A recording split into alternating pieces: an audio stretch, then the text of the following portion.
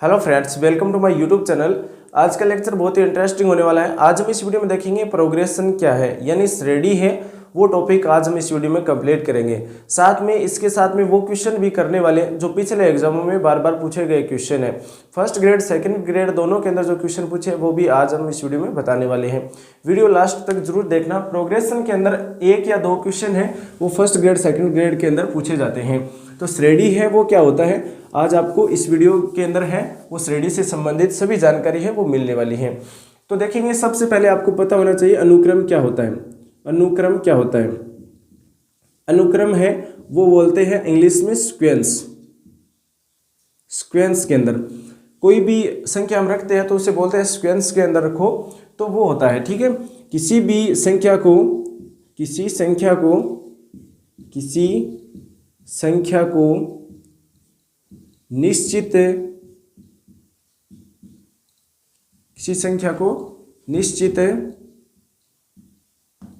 नियम के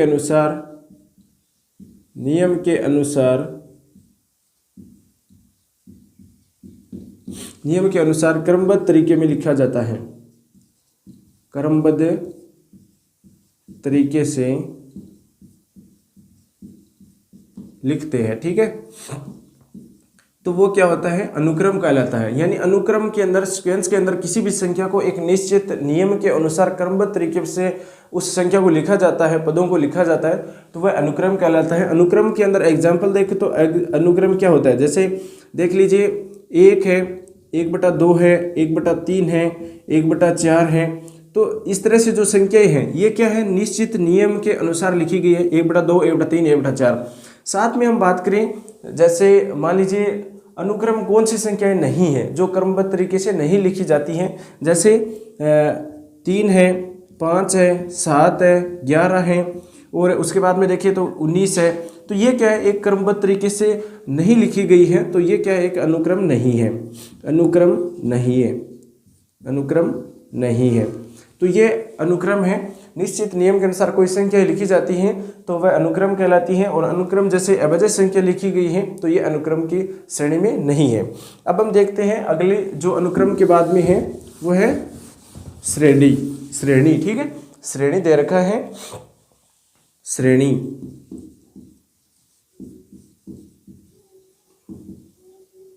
ठीक है, श्रेणी क्या है?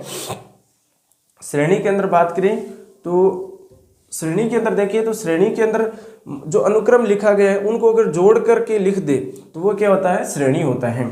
तो इसके अंदर क्या होता है कि जो श्रेणी दी गई, अनुक्रम दिया गया था, अनुक्रम को अगर जोड़ करके लिख दे तो वह क्या होता है, श्रेणी होता है। तो अनुक्रम को जोड़कर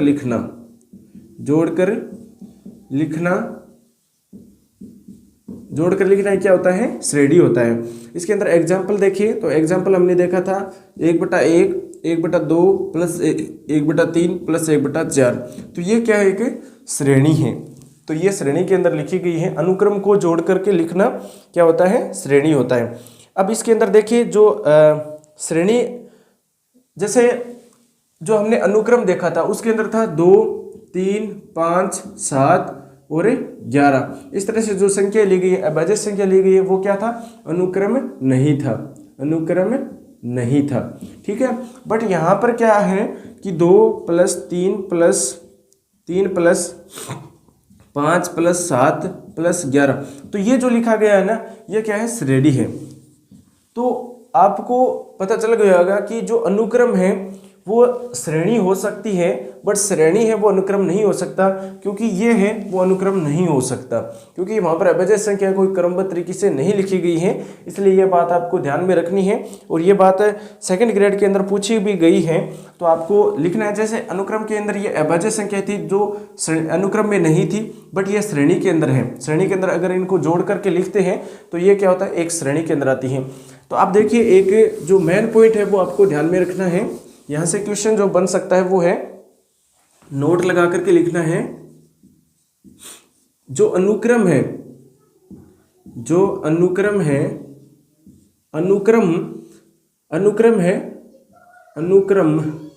अनुक्रम है वो श्रेणी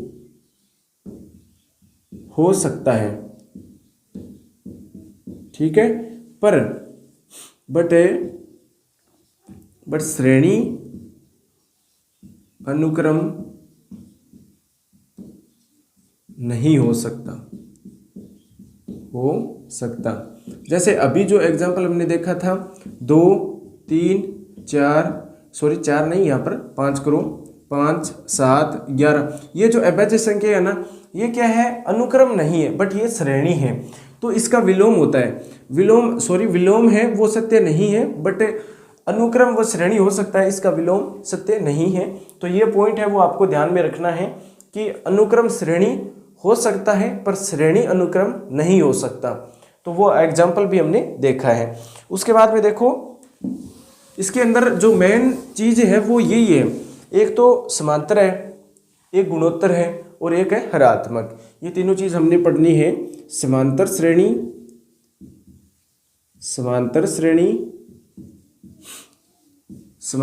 भी बोल सकते हैं, श्रेणी भी बोल सकते हैं, इसे बोलते हैं अर्थमेटिक, ठीक है,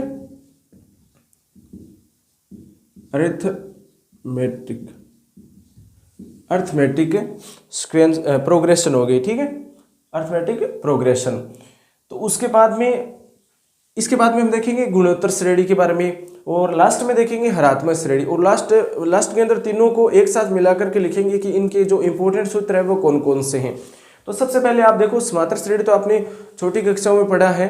समांतर श्रेणी और गुणोत्तर श्रेणी के कुछ सूत्र हैं वो हमने जो पिछली छोटी क्लासें होती है जैसे 8वीं 9वीं 10वीं के अंदर है वो मिल जाता है आपको, बट जो आगे का जो पोर्शन है ना वो आपको नहीं मिलता है, तो वो सेकंड ग्रेड के अंदर पूछा जाता है। तो समांतर श्रेणी क्या है? समांतर श्रेणी के अंदर देखिए तो वह श्रेणी जिसके क्रमागत पदों का अंतर समान हो, यानी क्रमागत पदों का अंतर क्या हो? समान हो। क्रमागत पदों का अंतर समान हो, पदों का अंतर समान हो। समांतर श्रेणी के अंदर वो भी देखेंगे कि पद कैसे निकाल सकते हैं, योग उनका कैसे निकाल सकते हैं, व्यापक पद भी हमें निकालना पड़ता है, तो वो सूत्र सभी आज इस वीडियो में देखने वाले हैं। तो अंतर समान हो, क्रमागत पदों का अंतर क्या हो? समान हो। इसके अंदर जो अंतर होता है ना वो क्या कहलाता है? सार्व अंतर कहलाता है। सार्व अंतर होता है और सार्व अंतर को डी के द्वारा लिखा जाता है। ठीक है, अब एक व्यापक पद देख लेते हैं। व्यापक पद की बात करें तो व्यापक पद में देखो, व्यापक पद के अंदर डी सार्वंतर है। पहला पद ए है, दूसरा पद क्या आएगा? ए प्लस डी आ जाएगा, तीसरा पद क्या आएगा? ए प्लस 2d आ जाएगा, और तीसरा पद जो चौथा पद है वो क्या आएगा? ए प्लस 3d आ जाएगा। तो इस तरह से ये चलता जाएगा और डी इसके अंदर जुड़ता जाएगा। तो ये क्या है? एक व्यापक पद है। उसके बाद में व्यापक पद निकालने का जो सूत्र है ना वो कौन सा है? व्यापक पद सूत्र। ठीक है, व्यापक पद का जो सूत्र निकालना है, जो सूत्र के द्वारा जो मान निकालना है, तो वो सूत्र कौन सा है? वो आपने देखा होगा छोटी कक्षाओं के अंदर tn लिखा होता है, a प्लस n-1 गुणा में d होता है। तो ये सूत्र है व्यापक पद निकालने का सूत्र। हमें दिया जाता है कि नौवां पद ये है, हमें नौवां पद n का मान निकालना होता है, नौवां पद दे रखा है तो a का मान निकालना है, d का मान निकालना है। वो इसी सूत्र के द्वारा समांतर श्रेणी के अंदर सभी मान है वो निकाले जाते हैं। तो ये जो व्यापक पद का सूत्र है बहुत ही महत्वपूर्ण सूत्र है, ये आपको याद रखना है। ठीक है, उसके बाद में हम देखेंगे a यहाँ पर प्रथम पद है, ये यहाँ पर क्या है? प्रथम पद है, प्रथम पद है। उसके बाद में देखो अगला जो एक क्वेश्चन करते हैं, यहाँ से क्वेश्चन कई बार पूछे भी गई है, बट इस सूत्र से कई सूत्र है वो हम करके देखेंगे। क्वेश्चन ये दे रखा है 3 + 7 + 11 है। तो इस तरह से हमें पूछा गया है का 51वां पद क्या है? का 51वां पद क्या है? 51वां पद है, 51वां पद हमें पूछा गया है। तो इसका आंसर कैसे निकालेंगे? सॉल्यूशन करो, वही सूत्र लिखो, tn बराबर a प्लस n-1 और d सार्वंतर। ठीक है, ये हो गया। फिर tn यानी 51वां पद हमें निकालना है। a का मान 3 दे रखा है, a का मान प्रथम पद है ना, वो a 3 दे रखा है। उसके बाद में n का मान क्या दे रखा है? 51 दे रखा है, -51 -1 और d का अंतर जो d निकालना है। d कैसे निकालेंगे? जो पहला पद है उससे आगे वाला पद है उसमें से पहला पद घटाना है। जैसे 7 - 3 कर दो तो इसका जो सार्वत्र है वो क्या है 4 आया है, तो यहाँ पर 4 लिखो। ठीक है, तो टी 51 यानी 51वां पद कौन सा होगा 3 प्लस और 51 में से 1 घटाएंगे तो 50, 50 को 4 से गुणा करवाना होगा। 20 200 और 200 को 3 से गुणा करवाएंगे तो कितना आएगा, इसका मान आएगा यहाँ पर जो प्लस है, ठीक है 3 प्लस 4 पंजा 20 और 0 200 तो 203, जो इसका आंसर क्या आ गया 51वां पद क्या है 203 है। ठीक है, 51वां पद क्या होगा 203 होगा। तो ये तो एक सामान्य क्वेश्चन था जो हमने छोटी क्लासों के अंदर ही देखा है। अब हम देखेंगे अगला जो क्या दे रखा है, इसी तरह के क्वेश्चन तो आप कर लेंगे। एक क्वेश्चन है, क्वेश्चन ये दे रखा है, पूछा गया क्वेश्चन अगर हो तो देख लेते हैं। पर यहाँ पर एक चीज और देखो, समांतर श्रेणी, समांतर श्रेणी के अंदर आप देखो ए बी और सी है, ये क्या है एक समांतर श्रेणी के अंदर लिखी गई है, ये क्या है समांतर श्रेणी है, ये समांतर श्रेणी है। हमें क्या निकालना है, देखो कि इसके अंदर जो दे रखा है सार्वंतर किस तरह से निकालते हैं, b - a करो, क्योंकि दूसरा पद है उसमें से पहला पद घटाते हैं तो b - a होगा। दूसरा पद यहाँ पर क्या है c - b कर दो, c - b कर दो, b इस साइड में आएगा तो 2b हो जाएगा और a उस साइड में जाएगा तो c + a हो जाएगा। ये है समांतर श्रेणी की पहचान। अगर आपको कोई भी क्वेश्चन करना है समांतर श्रेणी में और जांच करनी है आपको, तो वो इस सूत्र के द्वारा आप जांच कर सकते हैं, जो बहुत ही महत्वपूर्ण है। ठीक है, इसी तरह से गुणोत्तर श्रेणी में भी है, ऋणात्मक श्रेणी में भी है, पर यहाँ पर समांतर श्रेणी के अंदर 2b = c + a होता है। तो ये जांच करने के लिए है, इस पर आधारित एक क्वेश्चन करते हैं, इस पर आधारित एक क्वेश्चन करेंगे। जैसे देखो क्वेश्चन ये दे रखा है, क्वेश्चन ये दे रखा है, क्वेश्चन थोड़ा अलग है, x + 3 + 2x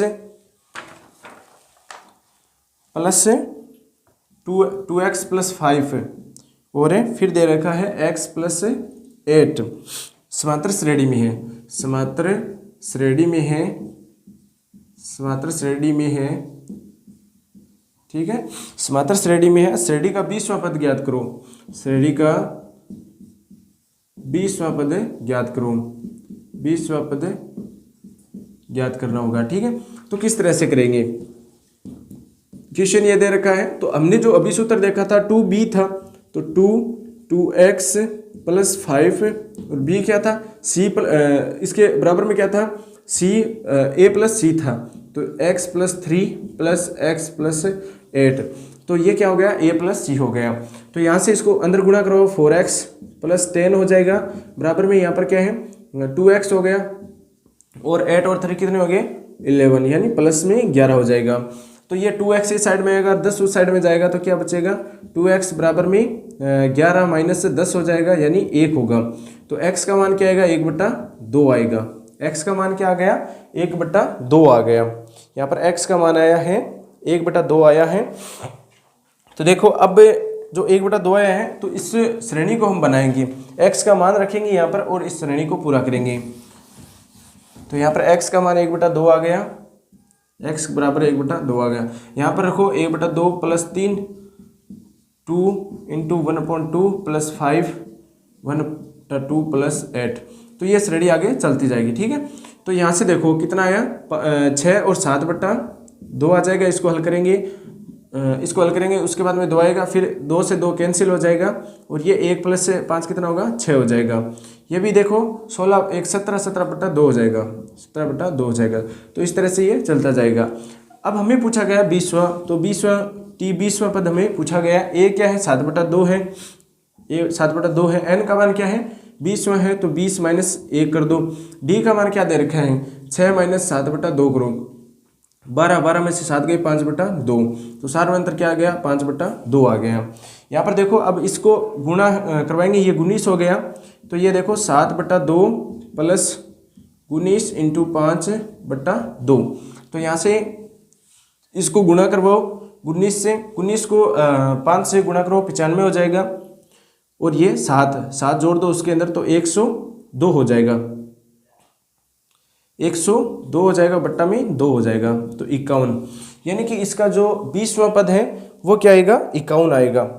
20वां पद क्या आएगा, 51 आएगा। टी 20 का मान क्या आएगा, 51 आएगा। 20वां पद 51 हो जाएगा, जो इसका आंसर होगा। अब जो आगे का जो क्वेश्चन है, हमने जो एक सूत्र था उसके आधार पर ये क्वेश्चन देखा है। आगे क्या दे रखा है, अगला है क्वेश्चन है वो बहुत सारे हैं। उसके बाद में हम देखेंगे समांतर श्रेणी के अंदर अगला जो टॉपिक है वो कौन सा है।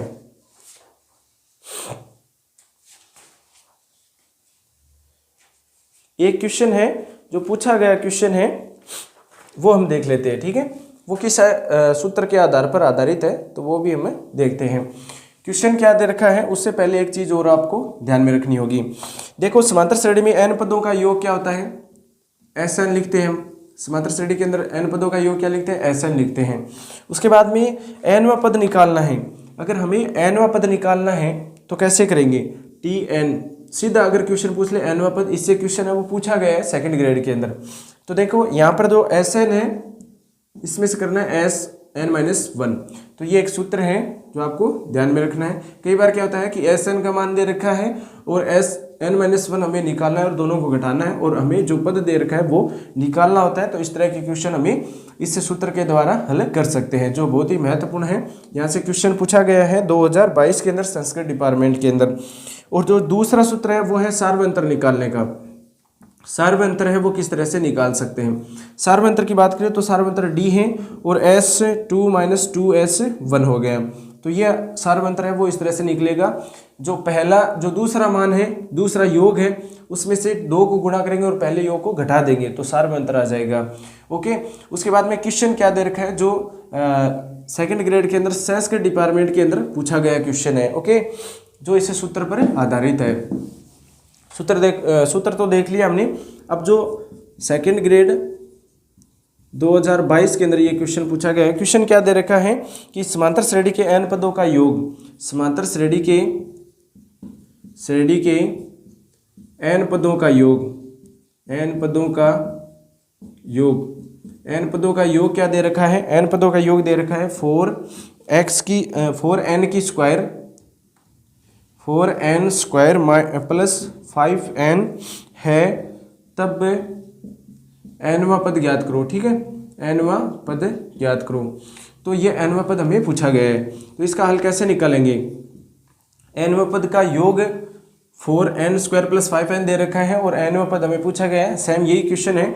तो Sn का मान क्या दे रखा है, 4n स्क्वायर प्लस 5n दे रखा है। अब एक और निकालना है हमें, n-1 निकालना है। ठीक है, n-1 निकालो तो n की जगह n-1 कर दो, 4n-1 का होल स्क्वायर प्लस 5n-1 हो जाएगा। ठीक है, तो ये आ गया Sn-1।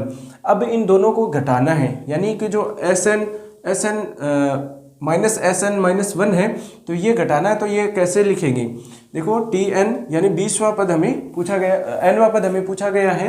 तो Tn Sn क्या है, 4n स्क्वायर प्लस 5n है, उसमें से घटाना होगा 4n-1 whole square plus 5n-1, ये घटाना होगा। ये घटाने के बाद में जो संख्या आएगी ना वो आएगी 4n square plus 5n minus, ये स्क्वायर करेंगे, स्क्वायर करने के बाद n स्क्वायर होगा और 4n स्क्वायर हो जाएगा, 4n स्क्वायर हो जाएगा। एक का स्क्वायर करेंगे फिर 4 से गुणा करेंगे तो ये प्लस का 4 हो जाएगा, प्लस का फिर बाहर माइनस है, फिर से माइनस हो जाएगा तो ये आएगा माइनस का 4 हो जाएगा। फिर 2a माइनस बी का होल स्क्वायर क्या होता है, माइनस ab होता है, लास्ट में 2ab होता है।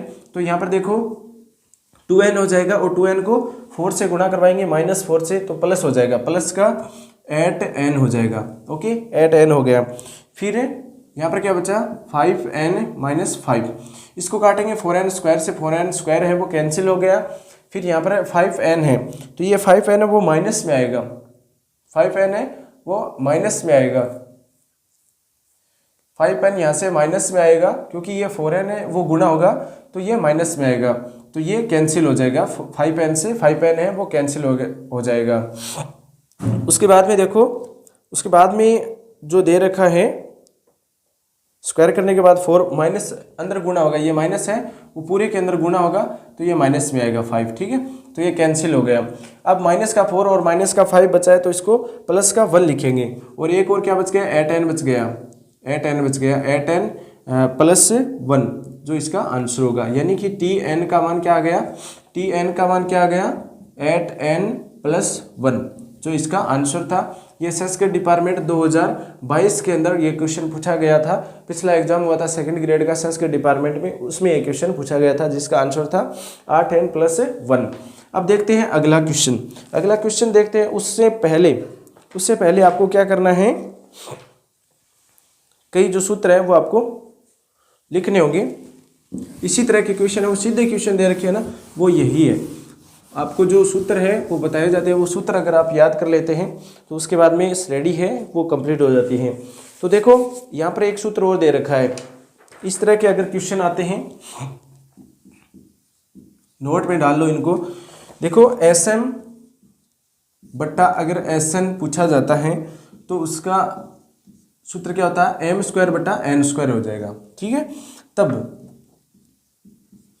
इस तरह से आपको क्वेश्चन में मिलेगा। उसके बाद में Tm निकालना है और Tn निकालना है तो कैसे करेंगे, 2m-1 कर दो और 2n-1 कर दो, ये इसका सूत्र होगा। या इसे आप लिख सकते हैं m पदों का योग, m पदों का योग बट्टा n पदों का योग, n पदों का योग, ठीक है। इसके बराबर में क्या दे रखा है हमें, m² बट्टा n² दे रखा है। ये लिखा है मैंने यहाँ पर, क्या है, ये m पदों का योग है और ये है n पदों का योग। तब हमें इसको लिख सकते हैं mवें पद और nवें पद। इसको लिख सकते हैं 2m-1 और 2n-1, इस तरह से लिख सकते हैं। दोनों सूत्र सेम ही है, इसको थोड़ा अलग लिखा गया है कि ये क्या है, तो ये m पदों का योग है, SM n पदों का योग होता है। उसके बाद में देखो इसे आधारित एक क्वेश्चन करेंगे। इसे आधारित क्वेश्चन है, 2016 में पूछा गया क्वेश्चन है। ये RPC सेकंड ग्रेड 2016 में क्वेश्चन पूछा गया है जो इसी सूत्र पर आधारित है। इसको मैं मिटा रहा हूँ, एक सूत्र को, एक सूत्र है वो रखना है और एक क्वेश्चन करना है। अगला जो क्वेश्चन था जो 2016 में पूछा गया क्वेश्चन है, क्वेश्चन क्या दे रखा है कि समांतर श्रेणी के पद दे रखे हैं, समांतर श्रेणी के पद दे रखे हैं A1 A2 और इस तरह से AN तक है, ठीक है। उसके बाद में क्या दे रखा है कि तथा A1 plus A2 plus A3, इस तरह से अगर जोड़ते जाए इनको तो लास्ट में AP तक है, ठीक है। उसके बाद में बट्टा में दे रखा है A1 plus A2 plus A3, इस तरह से ये चलता जाएगा तो AQ तक है, ठीक है, AQ तक है। और इसके बराबर में दे रखा है P² बट्टा Q², यह दे रखा है। हमें पूछा गया है तब A6 और A21 का मान क्या होगा, इसका मान हमें पूछा गया है, ठीक है। ये 2016 में सेकंड ग्रेड के अंदर पूछा गया क्वेश्चन है, ठीक है। इस क्वेश्चन का हल कैसे करेंगे, यानी कि दोस्तों A1 A2 और AN तक है और तथा A1 plus A2 plus A3 यह AP तक है और ये इसका जो योग है वो AQ तक है। इनका P² बटा Q² दे रखा है। हमें पूछा गया है A6 बट्टा A21 का मान क्या होगा। तो उसी सूत्र के द्वारा SP और SQ वाला जो सूत्र था, योग था इनका, तो उसका जो दे रखा है मान क्या दे रखा है, P² बटा Q² दे रखा है। उसके बाद में देखो तब क्या होगा, तब AP बटा AQ का मान क्या होगा, ठीक है। AQ का मान क्या होगा 2P-1 और 2Q-1, ये सूत्र था। इसके अंदर हमने मान रखा है, इसके अंदर मान रखेंगे तो AP आएगा, यहाँ पर P की जगह 6 निकालना है और एक 21 निकालना है, तो Q की जगह 21 कर दो, P की जगह 6 कर दो, तो A6 बटा A21, इसका मान क्या आएगा 2 × 6 -1 अपॉन 2 × 21 -1, ठीक है। ये 12 में से एक गए 11 और 21 42 में से एक गए 41, तो इसका आंसर क्या आया 11 बटा 41 इसका आंसर था, जो 2016 में पूछा गया क्वेश्चन है, ठीक है। अब देखते हैं अगला क्वेश्चन। अगला क्वेश्चन है, उससे पहले आपको एक समांतर श्रेणी के लिए एक जो सूत्र दे रखा है वो आपको याद करना है। सूत्र क्या दे रखा है? सूत्र ये दे रखा है कि समांतर श्रेणी के लिए अगर एस एम यानी एम तक एम पदों का योग बट्टा एन पदों का योग बराबर में अगर एम की पावर 4 है और एन की पावर 4 दे रखी है, तब उसके लिए क्या होगा? तब उसके लिए सूत्र होने वाला है एम प्लस 1 तक और टी एन प्लस 1 तक। ये दे रखा है 2m प्लस 1 होल क्यूब बट्टा 2n प्लस 1 होल क्यूब, ये दे रखा है। या इसे लिख सकते हैं टी एम यानी एम तक और एन तक, ठीक है। एम तक या एन तक का जो मान है वो आएगा 2m माइनस 1 और 2n माइनस 1 इनका होल क्यूब, ठीक है। इसके अंदर इतना अंतर है, देखो यहाँ पर माइनस इसलिए आया है क्योंकि ये जो एक है ये उस साइड में जाएगा था माइनस का हो जाएगा, यहाँ से एक करेंगे माइनस में तो ये कट जाएगा, टी एम यानी एम वा पद क्या हो जाएगा 2m माइनस 1 होल क्यूब हो जाएगा। तो ये सूत्र आपको ध्यान में रखना है, इससे कई बार एग्जाम में क्वेश्चन भी पूछे गए हैं, तो ये सूत्र बहुत ही जरूरी है, इंपॉर्टेंट है, ये नोट के अंदर डाल लो, ठीक है। इससे क्वेश्चन पूछे जा सकते हैं। अगर एस एम पदों का योग एस एम पदों का योग बटा एस एन पदों का योग बराबर एम स्क्वायर एम की पावर 4 और बटा में एन की पावर 4 दे रखा है, तब हमें क्या करना है? टी का जो टी है ये पद है, तो एम प्लस 1 पद बट्टा एन प्लस 1 पद है, उसका मान क्या होगा? 2m प्लस 1 का होल क्यूब होगा और बट्टा में क्या होगा? 2n प्लस 1 का होल क्यूब होगा। इसी तरह से अगर एम पद एन पद पूछे तो उसके हिसाब से ये सूत्र होगा 2m माइनस 1 2n माइनस 1 का होल क्यूब, ठीक है। तो ये सूत्र भी आपको याद रखना है। अब हम देखेंगे समांतर माध्य है वो क्या है। समांतर माध्य के बारे में अब देखने वाले हैं। समांतर माध्य के अंदर आपको बहुत सारे सूत्र है वो याद रखने हैं, लगभग 4 सूत्र हैं जो आपको याद रखने हैं। समांतर माध्य क्या होता है? समांतर माध्य की बात करें तो समांतर माध्य के अंदर अगर मान लीजिए ए और बी है, इसका समांतर माध्य हमें निकालना है। समांतर माध्य है वो हमें निकालना है, तो इसका मान क्या आएगा? माध्य बराबर a प्लस बी यानी बट्टा में 2 हो जाएगा। 2 संख्या दोनों को जोड़ो और 2 का भाग दो तो माध्य आ जाएगा, ठीक है। उसके बाद में जो दे रखा है सूत्र वो ये है कि अगर इस तरह से पद हो a1 a2 plus a3 plus नहीं है, तो इस तरह से इसका जो पद है वो है an तक, इसका समांतर माध्य क्या होगा? ये सूत्र है। इस तरह से अगर आपको दिए हुए मिलते हैं पद, उनका समांतर माध्य पूछा जाता है तो उसके लिए सूत्र रहता है माध्य बराबर a1 plus a2 plus a3, ये कहाँ तक है? an तक है, ठीक है। और बट्टा में क्या आ जाएगा? n आ जाएगा। ये सूत्र हो गया, ये इसी हिसाब से इसका सूत्र दिया गया है। उसके बाद में n प्राकृत संख्याओं का समांतर माध्य क्या होता है? n प्राकृत संख्याओं का समांतर माध्य क्या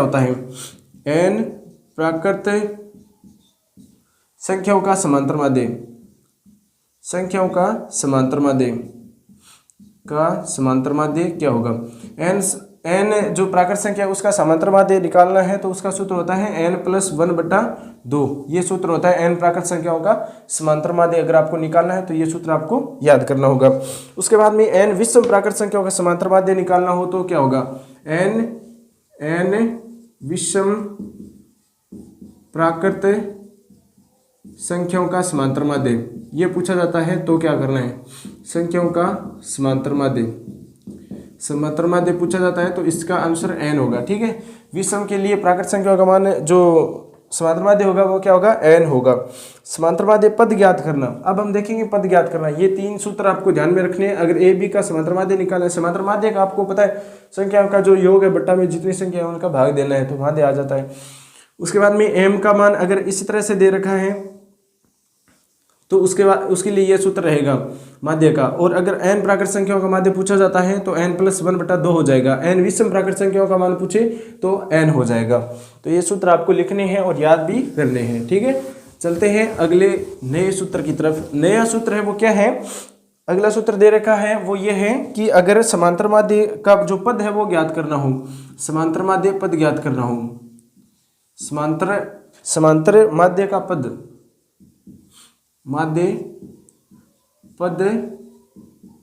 ज्ञात करना, यह पूछा जाता है। तो इसका आंसर कैसे निकालेंगे? देखो, इसके लिए आपको क्या करना है, समांतर माध्य का पद ज्ञात करना। जैसे पद दे रखे हैं, जैसे ए और लास्ट में जो बी दे रखा है, इसके बीच में m1 m2 इस तरह से कोई पद है, मान लीजिए वो पद है mn तक है। तो लास्ट और पहला और लास्ट का जो पद है वो a और b है। तो इसके लिए जो सूत्र है वो क्या रहता है, n+1 हो जाएगा, n+1 हो जाएगा। तो इसके लिए आपको सूत्र याद रखना है, इसके लिए आपको सूत्र याद रखना होगा डी सार्वंतर निकालने के लिए आपको सूत्र रखना है b-a/n+1। ये सूत्र है वो जरूरी है।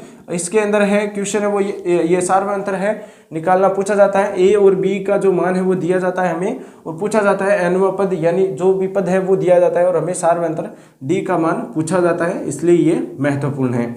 तो ये सूत्र आपको याद रखना है। समांतर माध्य का पद निकालना है, कौन सा पद होगा, तो उसके लिए यह सूत्र काम में आएगा। ठीक है, एन का मान भी निकाल सकते हैं अगर डी का मान दिया हो, और ए और बी का मान आपको क्वेश्चन में मिलेगा। इस तरह का एक क्वेश्चन देखिए, तो क्वेश्चन ये दे रखा है, क्वेश्चन ये दे रखा है d बराबर b माइनस से a/n+1, ये सूत्र था। ठीक है, इससे रिलेटेड एक क्वेश्चन दे रखा है। क्वेश्चन ये दे रखा है कि 40 और 28 के मध्य 3 समांतर माध्य हैं। 40 और 28 के मध्य 3 समांतर माध्य है, 3 समांतर माध्य हैं, 3 समांतर माध्य दे रखा है।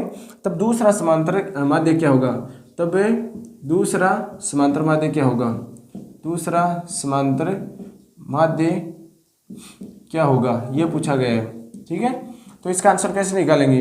देखो, ए और बी का मान दे रखा है, ए 40 और बी 28 हो जाएगा, और एन का मान हमें 3 दे रखा है। ए का मान 40 हो जाएगा और बी का मान 28 हो जाएगा, और एन का मान हमें 3 दे रखा है। क्योंकि 3 समांतर माध्य निकालने हैं, हमें दूसरा समांतर माध्य निकालना है।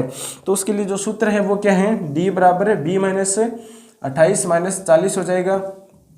ठीक है, बट्टा में n+1 था तो 3+1 हो जाएगा। तो इसका मान आएगा, d का मान आएगा -3। d का मान क्या है, -3 आया है।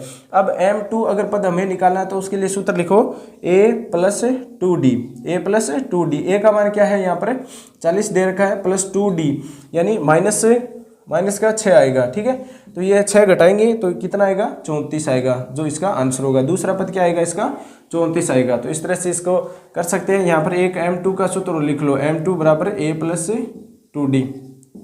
ये सूत्र है जो आपको याद करना है। ठीक है, अब देखते हैं अगला क्वेश्चन। अगला क्वेश्चन से पहले आपको बता दें कि अगर समांतर माध्यों का योग निकालना है तो उसके लिए सूत्र क्या रहता है। अगर समांतर माध्यों का योग निकालना है तो उसके लिए सूत्र लिखो, समांतर माध्यों का योग, समांतर माध्यों का योग, समांतर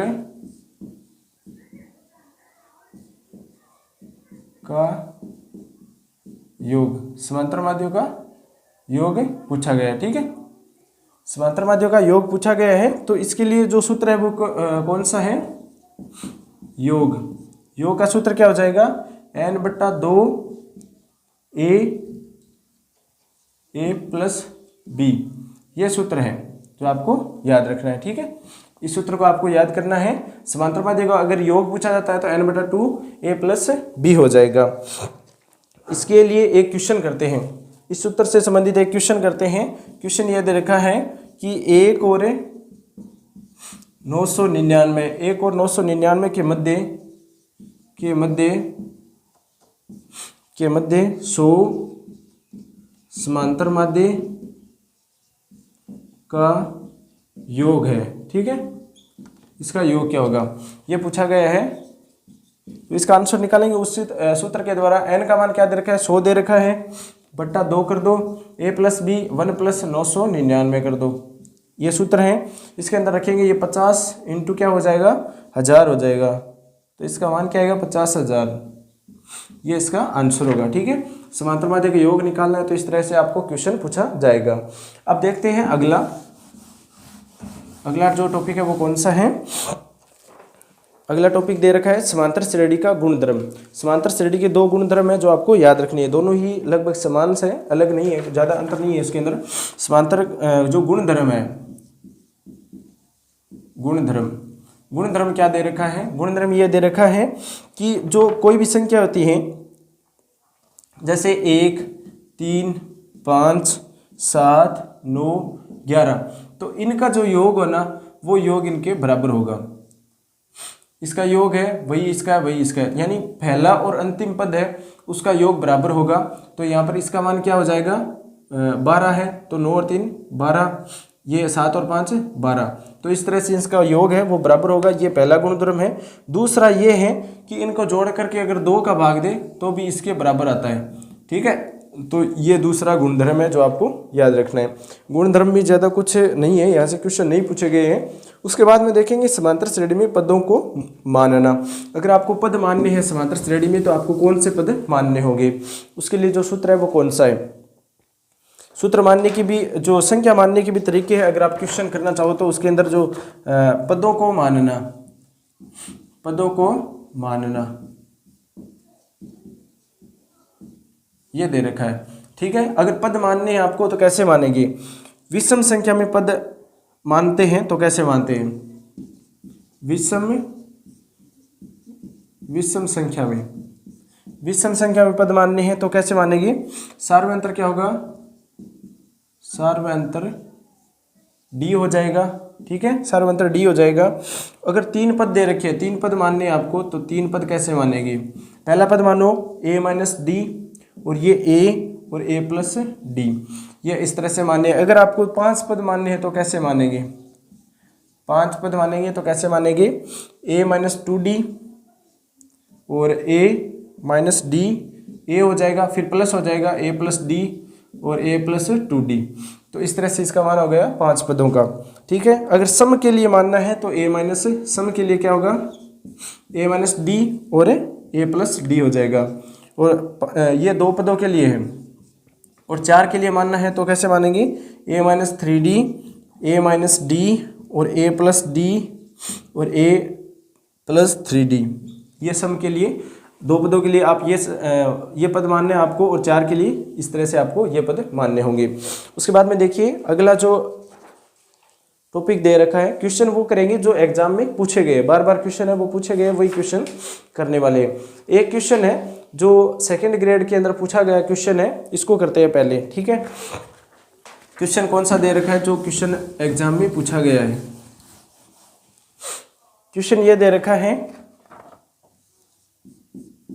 कि 1/q plus r 1/r plus p 1/p plus q दे रखा है। समांतर श्रेणी में है तब सत्य क्या होगा? समांतर श्रेणी में है तब सत्य है, इसका सत्य क्या होगा? तो इसके 2 ऑप्शन दे रखे हैं। पहला ऑप्शन है p q r समांतर श्रेणी में है, ठीक है। दूसरा क्या दे रखा है?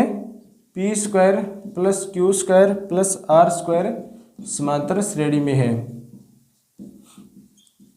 ठीक है, ये दे रखा है। तो इसका आंसर कैसे निकालेंगे? देखो समांतर श्रेणी हमें ये दे रखी है 1/p q plus r, 1/r plus p और 1/p प्लस q दे रखा है। तब हमें अगर जो मान है वो समांतर श्रेणी में है तो दूसरे में से पहला घटाओ और तीसरे से में दूसरा घटाओ, तो इस तरह से हमें घटाना होगा। तो 1/r प्लस p है, दूसरा पद इसमें से पहला पद घटाओ q प्लस r, और बराबर में क्या हो जाएगा? 1/p plus q minus 1/r plus p, ये हो जाएगा। अब इसको हल करेंगे, आगे हल करेंगे तो इसका मान क्या आएगा? यहाँ पर आ जाएगा q प्लस r और यहाँ पर आ जाएगा r प्लस p, ठीक है, ये आ जाएगा। ब्रैकेट में बंद कर दो ताकि कटने में आगे सिंपल हो जाए, ठीक है। तो यहाँ पर क्या आएगा? r प्लस p, ये आ गया r plus p, q plus r, ये आ गया। और बराबर में क्या आएगा? p प्लस q और r प्लस p, ये आ गया। और ऊपर क्या आ गया? यहाँ पर r प्लस p, ये ब्रैकेट में बंद करो, माइनस p प्लस q, ये आ गया। तो यहाँ से ये कट रहा है, ये कैंसिल हो रहा है आपस में, ये आर से आर कैंसिल हो जाएगा और ये कैंसिल हो जाएगा, आर प्लस से पी, ठीक है, आर प्लस से पी ये कैंसिल हो जाएगा, यहाँ से पी से पी कैंसिल हो जाएगा। तो जो बचेगा वो क्या बचेगा, देखो बचता है क्यू माइनस से पी, क्यू माइनस पी बचेगा और क्यू प्लस आर बचेगा। उसके बराबर में क्या आएगा, R minus Q upon P plus Q आएगा, ये आएगा, क्योंकि यहाँ पर पी प्लस क्यू बच गया, यहाँ पर ये बच गया आर प्लस क्यू, तो आर माइनस क्यू हो जाएगा, ये अंदर माइनस होगा तो माइनस हो जाएगा। उसके बाद में देखो अगर आगे जो इनको हल करते हैं तो लास्ट में क्या आता है हमारे सामने, 2q² बराबर P square plus R square आएगा। अगर इनको हल करना है आपको तो उसके बाद में जो आएगा q² बराबर P square plus R square, तो ये किसका सूत्र हो जाएगा, ये किसका सूत्र है, ये सूत्र है समांतर श्रेणी के अंदर। समांतर श्रेणी के अंदर देखा था हमने a प्लस बी प्लस सी है, इस तरह से है, तो 2b बराबर क्या होता है, a प्लस सी होता है, ये होता है। तो यहाँ पर क्या है 2q² है और p प्लस आर स्क्वायर है, तो ये क्या हो जाएगा, समांतर श्रेणी में हो जाएगा। ओके, तो 2 नंबर ऑप्शन इसका सही होगा। ये क्वेश्चन पूछा गया है सेकंड ग्रेड के अंदर, सेकंड ग्रेड में ये क्वेश्चन पूछा गया है। ओके, तो ये क्वेश्चन आप कर सकते हैं। उसके बाद में देखेंगे गुणोत्तर श्रेणी क्या है, गुणोत्तर श्रेणी देखने वाले हैं। गुणोत्तर श्रेणी क्या होती है, ज्योमेट्रिक प्रोग्रेशन होती है गुणोत्तर श्रेणी।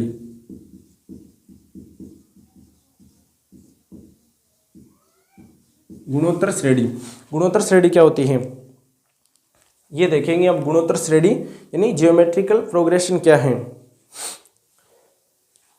इसके लिए भी उसी तरह से सूत्र हैं। फिर उसके बाद में देखेंगे हरात्मक श्रेणी के बारे में। समांतर श्रेणी के जितने भी क्वेश्चन थे वो कंप्लीट कर लिए हैं।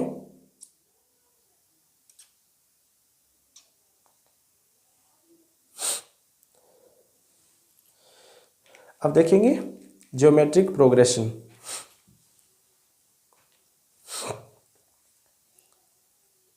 अगर यहाँ पर गुणोत्तर श्रेणी का मतलब क्या है, यहाँ पर गुणा होता है, उसके अंदर जो प्लस था यहाँ पर गुणा होगा, उसके अंदर तो प्लस करना था बट यहाँ पर क्या करना होगा, गुणा करना होगा।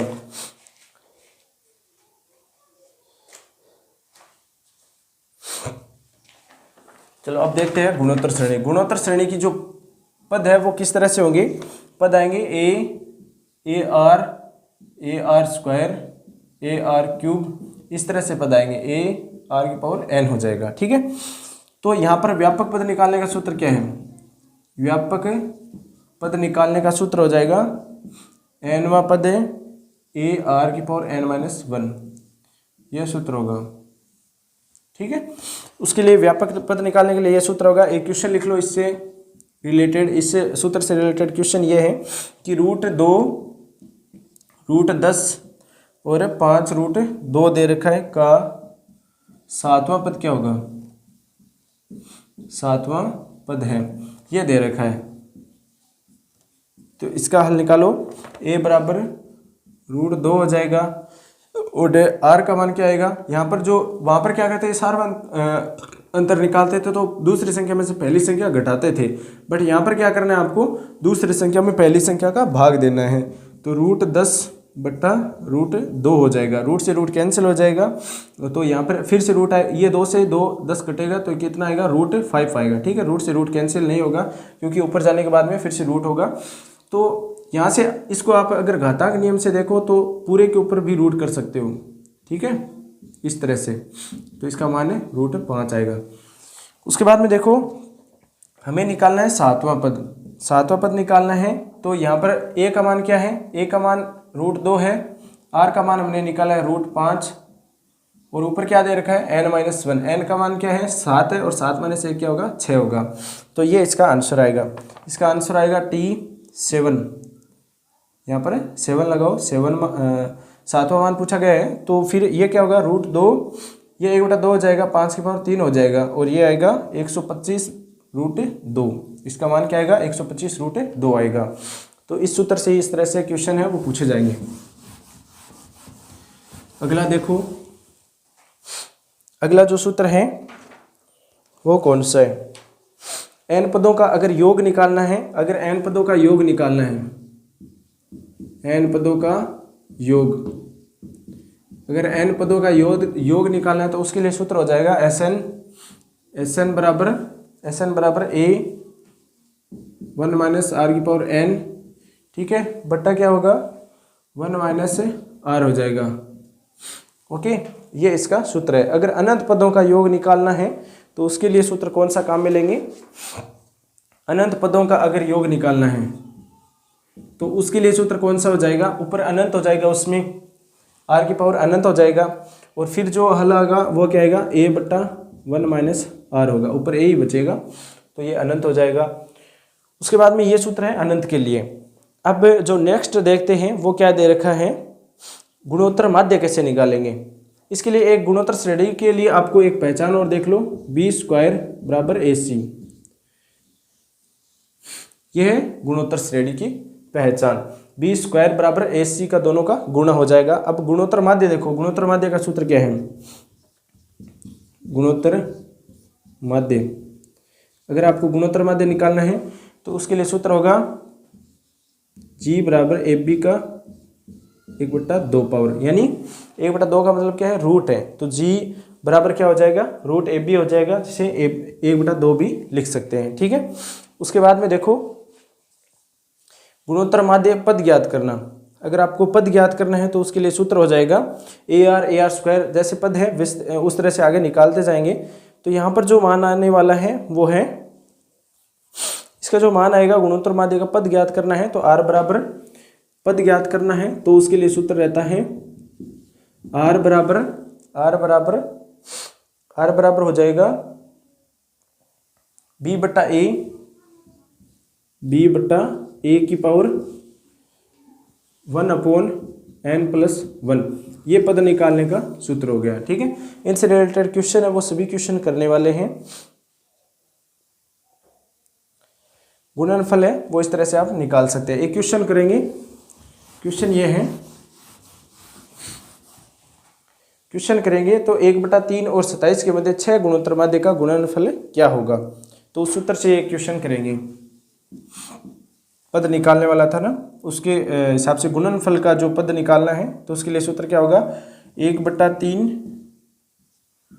और 27 के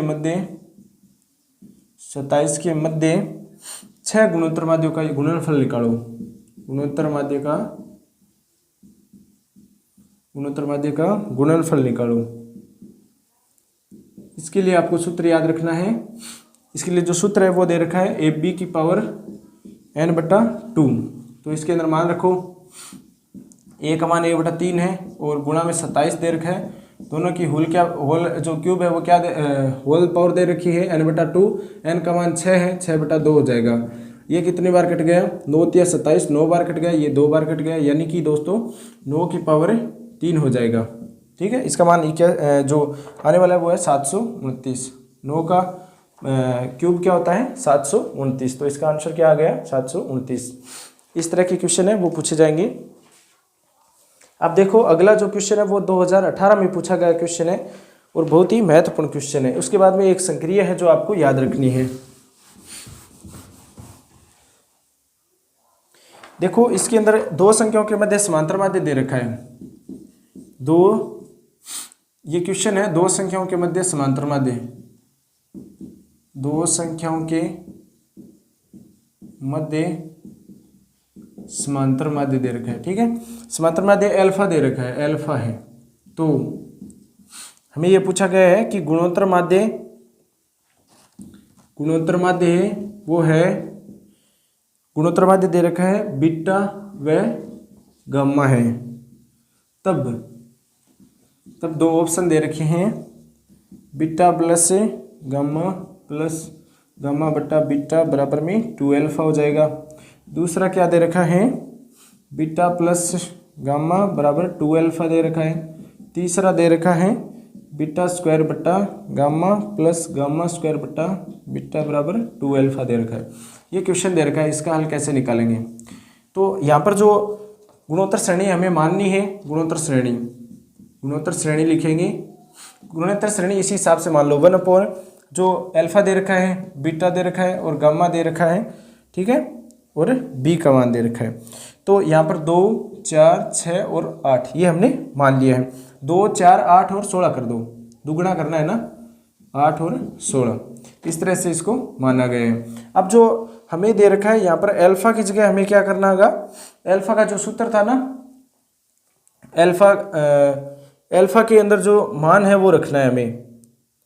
तो यहाँ पर जो मान दे रखा है वो क्या है, पहले देखो अल्फा, ये गुणोत्तर श्रेणी जो हमने मानी है ना, यहाँ से मान उठाओ। अगर अल्फा का मान हम निकालेंगे, सबसे पहले अल्फा का मान निकालो। अल्फा का मान 2 + 16 यानी ए और बी का मान है, ये दोनों जुड़ेंगे और 2 का भाग जाएगा, तो ए का मान आ जाएगा 9। ये एक अल्फा का मान आ गया। और यहाँ पर देखो अब ऑप्शन में रखो, ऑप्शन में अगर मान रखते हैं और अल्फा का मान है किसका 18 आएगा, यानी अल्फा का मान तो 9 आया है, लेकिन यहाँ पर क्या दे रखा है, दोनों के आगे क्या दे रखा है, 2 अल्फा दे रखा है ना, 2 अल्फा दे रखा है, तो इसका दुगुना कर दो, 18 आएगा। अब ये मान रखो, यहाँ पर बीटा गामा और बीटा का मान रखेंगे, किसके अंदर है वो 18 आएगा मान। तो यहाँ पर जो 3 नंबर ऑप्शन है ना, यहाँ पर मान रखो, इसके अंदर बीटा का मान रखो 4, 4 का स्क्वायर 16 होता है, ठीक है, 4 का स्क्वायर क्या होता है 16, और गामा का मान क्या है 8 है, प्लस गामा का स्क्वायर 64 हो गया, बीटा का मान क्या दे रखा है 4 दे रखा है। तो इस तरह से इसको काटो, 8 दूआ 16, ये 1 2 8 3 24, ठीक है, ये आ गया, ये आने वाला है 64 के कटने के बाद में क्या आएगा 16 आएगा, 16 चौक 64 होता है, 16 + 2 कितना होता है 18 होता है, तो ये 18 आ रहा है। तो इसका मतलब इसका 3 नंबर ऑप्शन है वो सही हो जाएगा। मैंने 3 नंबर ऑप्शन सीधा ही लिया है, बाकी आपको सभी क्वेश्चन सभी जो ऑप्शन है वो करने होंगे, उसके बाद में 3 नंबर ऑप्शन तक आपको पहुंचना होगा। तो इस तरह से इसका आंसर आप निकाल सकते हैं। अगला जो नोट लिखा गया है, जो एग्जाम में बहुत बार पूछा भी गया है, जो आपको पढ़ना जरूरी है, यानी समांतर माध्य और गुणोत्तर माध्य के बीच में जो संबंध है ना वो जरूरी है। देखो ए बी ये 2 संख्या है, ये 2 संख्या दे रखी है, ए और बी 2 संख्या दे रखी है। समांतर माध्य ए है, समांतर माध्य है वो क्या है ए है, और उसके बाद में गुणोत्तर माध्य जी है, गुणोत्तर माध्य जी है, गुणोत्तर माध्य जी दे रखा है। अब इसके अंदर जो दोनों के अंदर जो संबंध है ना वो क्या है कि ए का मान जो समांतर माध्य होता है ना वो गुणोत्तर माध्य से बड़ा होता है, यह बहुत ही महत्वपूर्ण है। एग्जाम में तीनों का पूछा गया है, बट यहाँ पर दोनों का जो पूछे तो ये हो जाएगा ऋणात्मक माध्य है वो लास्ट में आएगा। तो ये जो संबंध है ना ये एग्जाम में पूछा गया संबंध है। उसके साथ में एक और लिख लेते हैं, ए बी का अगर समांतर माध्य ए है और गुणोत्तर माध्य जी है तो मूलों वाली जो द्विघात समीकरण है वो इस तरह से बनेगी, x² - ax + g, ये है द्विघात समीकरण g² 2ax है, ये इसका फॉर्मूला है द्विघात अगर आपको समांतर माध्य दे रखा है गुणोत्तर माध्य दे रखा है तो आपको द्विघात समीकरण बनानी है, तो उसका फॉर्मूला ये हो जाएगा 2ax + g²। द्विघात समीकरण बनाने के लिए, द्विघात समीकरण के लिए यहाँ पर देखो एक क्वेश्चन लेते हैं। क्वेश्चन ये दे रखा है कि समांतर माध्य 7 है, समांतर माध्य 7 है और गुणोत्तर माध्य हमें दे रखा है 5, गुणोत्तर माध्य 5 है, यानी जी का मान 5 है और ए का मान 7 दे रखा है। अब द्विघात समीकरण बनाओ, x² माइनस क्या होगा, समांतर माध्य 7 है, 7 दूआ 14 x हो जाएगा और प्लस में g² यानी 25 हो जाएगा। ये आ गई द्विघात समीकरण, ये द्विघात समीकरण। इस तरह से आपको द्विघात समीकरण बनानी है और इससे सूत्र के द्वारा बनानी है। उसके बाद में देखेंगे, उसके बाद में क्वेश्चन है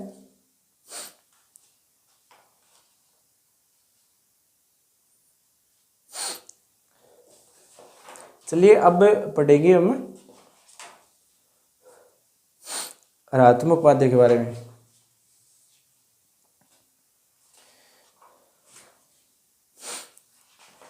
ऋणात्मक माध्य है वो क्या होता है, लास्ट में इन तीनों को एक साथ में आपको सूत्र लिखवाएंगे। ऋणात्मक श्रेणी,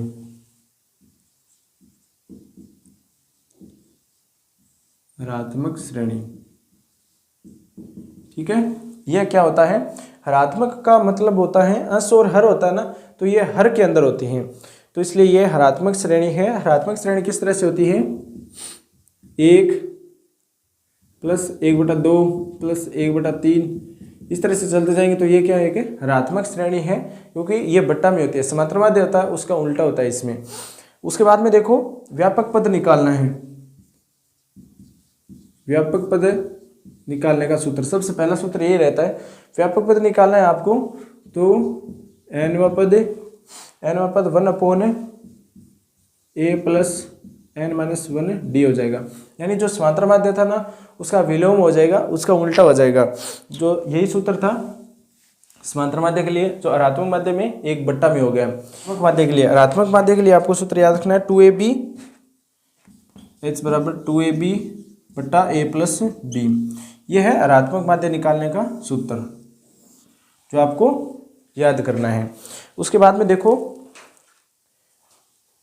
अगर ऋणात्मक माध्य का पद आपको ज्ञात करना है तो उसके लिए d का मान वैसे ही निकालना होगा जैसे समांतर माध्य में निकाला था, उसी हिसाब से आपको करना होगा।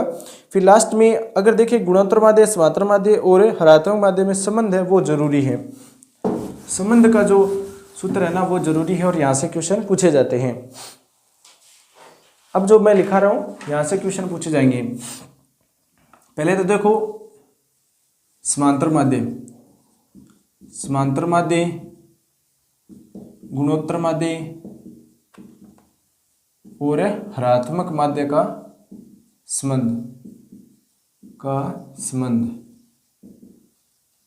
ये देखो, ये जो संबंध है वो क्या आएगा, संबंध है वो क्या आने वाला है, संबंध आएगा G बराबर AH। यानी कि दोस्तों ऋणात्मक माध्य और जो समांतर माध्य इन दोनों का गुणा है वो गुणोत्तर माध्य के बराबर आएगा, तो ये आपको याद रखना है। उसके बाद में एक जो संबंध दे रखा है, बहुत ही महत्वपूर्ण जो सूत्र है वो है समांतर माध्य सबसे बड़ा होगा, उसके बाद में गुणोत्तर माध्य होगा, ठीक है। उसके बाद में इससे लास्ट में छोटा होता ऋणात्मक माध्य, ऋणात्मक माध्य ये सबसे छोटा होगा। ये जो सूत्र है ना, ये जो क्रम है, ये जो जो समीका दे रखी है ये इंपॉर्टेंट है, A G और H। यहाँ से क्वेश्चन पूछे जाते हैं, ये सीधा भी पूछा गया है। यानी कि ये जो पूछा गया है कि जो समीका दे रखी है ना, ये ऑप्शन में दिया हुआ मिलेगा, यहाँ पर बराबर मिलेगा, यहाँ पर जो ये ग्रेटर देन है यहाँ पर लेस देन मिलेगा। तो ये अलग अलग ऑप्शन में मिलेंगे और आपको पूछेंगे कि इन तीनों के मध्य संबंध क्या होगा। इस तरह से क्वेश्चन है वो पूछा जाता है। उसके बाद में देखो जो क्वेश्चन 2011 में एक क्वेश्चन पूछा गया है, 2011 में एक क्वेश्चन पूछा गया है जो इनके संबंध से ही रिलेटेड क्वेश्चन था। क्वेश्चन ये दे रखा है कि यदि A B C है वो ऋणात्मक श्रेणी में है तब सत्य क्या होगा, ऋणात्मक श्रेणी में है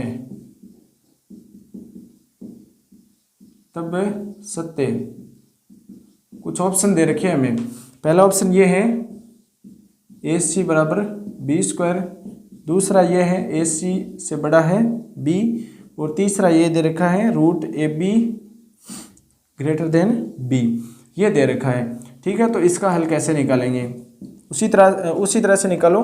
AB का ऋणात्मक माध्य क्या होगा, यहाँ से AB का ऋणात्मक माध्य क्या होगा, ऋणात्मक माध्य क्या होगा, ऋणात्मक माध्य क्या होगा B हो जाएगा, ठीक है। और गुणोत्तर माध्य क्या होगा A और C का, इसका गुणोत्तर माध्य यानी A और C का गुणोत्तर माध्य क्या होगा A C का और A और B का। तो उसके बाद में जो आएगा वो आएगा √AB आएगा। इन दोनों के बीच में संबंध देखेंगे तो G बड़ा होगा ऋणात्मक माध्य से, तो √AB बड़ा होगा B से। ये इसका आंसर था। जो इसका ऑप्शन है वो है 3 नंबर ऑप्शन जो सही था, ठीक है। ये था। अब जो क्वेश्चन है, अगला जो क्वेश्चन करेंगे उससे पहले एक संबंध दे रखा है, वो संबंध भी आप लिख सकते हो। संबंध ये दे रखा है, संबंध ये दे रखा है कि दो संख्याओं का समांतर माध्य दे रखा है। दो संख्याओं का समांतर माध्य, सीधा लिख रहा हूं मैं, दो संख्या है उनका समांतर माध्य क्या दे रखा है A1 व A2 है। और गुणोत्तर माध्य क्या है, गुणोत्तर माध्य G का मान क्या है G1 और G2 है, ये दे रखा है। ठीक है, अब देखो इन दोनों के बीच में हरात्मक माध्य भी दे रखा है। हरात्मक माध्य क्या दे रखा है? हरात्मक माध्य H1 और H2 दे रखा है, ये दे रखा है। इसके बीच में एक संबंध निकालना है हमें। संबंध ये होगा G1 G2 बट्टा में क्या होगा H1, हरात्मक माध्य का भाग लग जाएगा और बराबर में क्या आएगा, समांतर माध्य का जोड़ करना है और हरात्मक माध्य का यहाँ पर क्या करना है, जोड़ करना है बट्टा में। ये जो संबंध है ना, ये इंपॉर्टेंट है, ये क्वेश्चन एग्जाम में पूछा भी गया है। G1 जो दो गुणोत्तर माध्य उनका गुणा करो, बट्टा में हरात्मक माध्य का भाग दो, बराबर में समांतर माध्य को जोड़ो और बट्टा में हरात्मक माध्य को जोड़ करके भाग दो। तो ये एक संबंध है जो आपको याद रखना है। उसके बाद में देखेंगे जो क्वेश्चन है वो कहाँ से पूछे जाते हैं। क्वेश्चन पूछे जाते हैं उसके बाद में आपको एक सारणी बनानी होगी जो बहुत ही महत्वपूर्ण है, तीनों को एक साथ में देखने वाले हैं। समांतर माध्य, गुणोत्तर माध्य और हरात्मक माध्य को तीनों को एक साथ में देखेंगे। तो कैसे इनके सूत्र हैं वो दे रखे हैं। इनके सूत्र देखो, पहले लिखो समांतर माध्य, फिर गुणोत्तर माध्य, यहां पर लिखो समांतर माध्य, ठीक है। उसके बाद में लिखो गुणोत्तर, समांतर श्रेणी लिखना है यहाँ पर, ठीक है, समांतर श्रेणी, और यहाँ पर गुणोत्तर श्रेणी,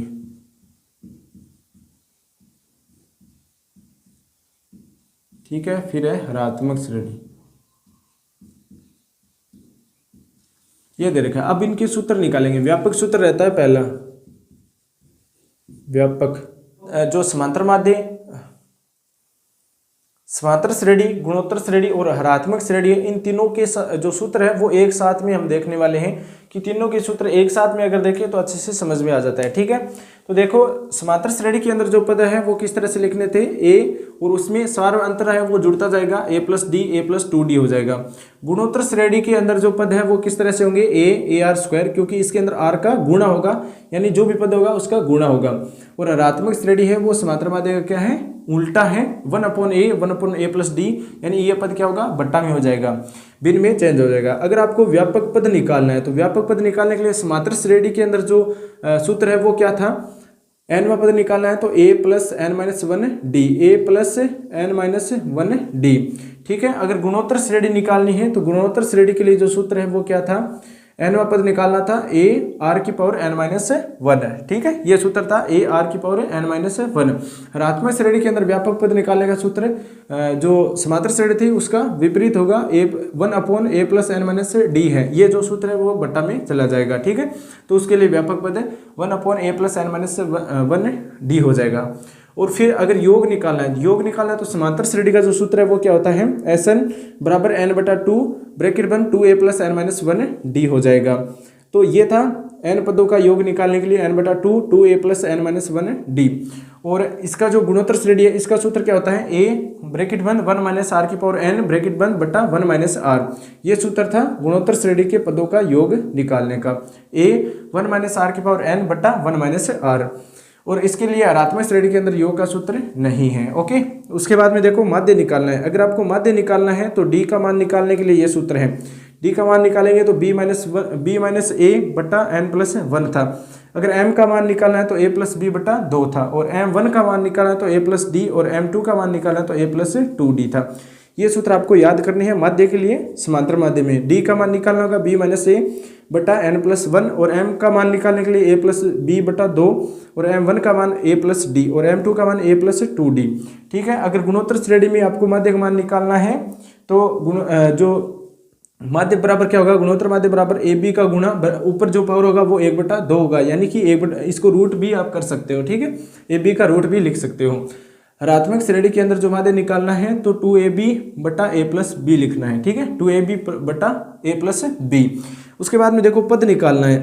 पद निकालना है तो n प्राकृत संख्याओं का माध्य निकालना है तो n + 1/2 करना होगा। अगर n विषम संख्याओं का निकालना है तो n आएगा, ठीक है। उसके बाद में गुणोत्तर श्रेणी के अंदर देखो अगर पद निकालना है तो माध्य पद निकालना है तो r बराबर क्या होगा, b बटा 1 की पावर 1/n + 1 हो जाएगा। आर बराबर क्या होगा बी बटा ए, आर बराबर क्या होगा बी बटा ए की होल जो पावर है वो क्या दे रखी है 1/n+1 दे रखा है। यहाँ पर देखो गुणोत्तर इसके अंदर हरात्मक माध्य के अंदर ए एन यानी ये तो उल्टा हो जाएगा समांतर श्रेणी का, और डी का मान क्या आएगा बी माइनस ए बटा n+1, और जो b माइनस ए बटा n+1 ये सूत्र आपको याद रखना है। डी समांतर माध्य को निकालने के लिए हरात्मक माध्य का ये सूत्र है और समांतर श्रेणी का भी यही सूत्र रहने वाला था। तो ये तीनों श्रेणियां हैं वो हमने देखी हैं, इनके जो महत्वपूर्ण सूत्र है वो भी आपको लास्ट में एक साथ बता दिए हैं। बहुत सारे क्वेश्चन भी हमने कंप्लीट कर लिए हैं। आज जो श्रेणी टॉपिक है वो हमने कंप्लीट कर लिया है। नेक्स्ट एक नई टॉपिक के साथ में आपको वीडियो है वो मिलने वाला है। यहाँ से 2 क्वेश्चन पूछे जाएंगे समांतर श्रेणी से, फर्स्ट ग्रेड और सेकंड ग्रेड के अंदर। अगर आप फर्स्ट ग्रेड सेकंड ग्रेड की तैयारी करते हैं तो चैनल को सब्सक्राइब कर लेना, साथ ही इस वीडियो को लाइक करके अपने दोस्तों के साथ भी शेयर जरूर करना। मिलते हैं नेक्स्ट वीडियो में। Thanks for watching. आपका दिन शुभ हो।